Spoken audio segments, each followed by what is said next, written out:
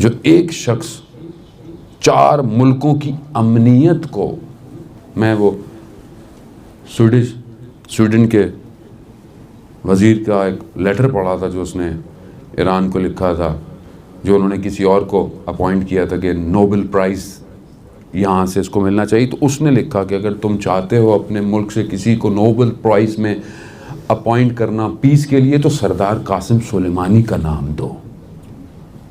4 ملکوں میں اس نے امنیت قائم کی ہے، ایک شخص نے۔ کس کا شاگرد ہے یہ؟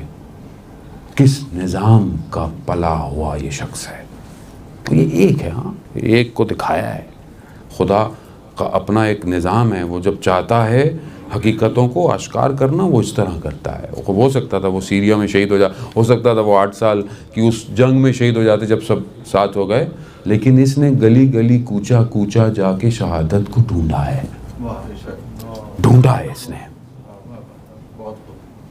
اپنے لفظ ہیں، اس کے عجیب جملے ہیں، عجیب شخص تھا۔ یعنی خود ایک شعر یزید بسطامی کا بیٹھا ہوا کہیں پڑھ رہا ہے، بتا رہا ہے کہ شیخ ہے، یعنی ایک مرید پیر ہے، اپنے مریدوں کے ساتھ آ رہا ہے، اور وہ اس کے جو پیر صاحب ہیں، شیخ صاحب ہیں، اس کے دل پہ اللہ نے الہام کیا کہ اگر تمہارے اندر کے حالات میں تمہارے مریدوں کو بتا دوں نا تو یہ تمہیں پتھر ماریں گے، چھوڑ کے چلے جائیں گے۔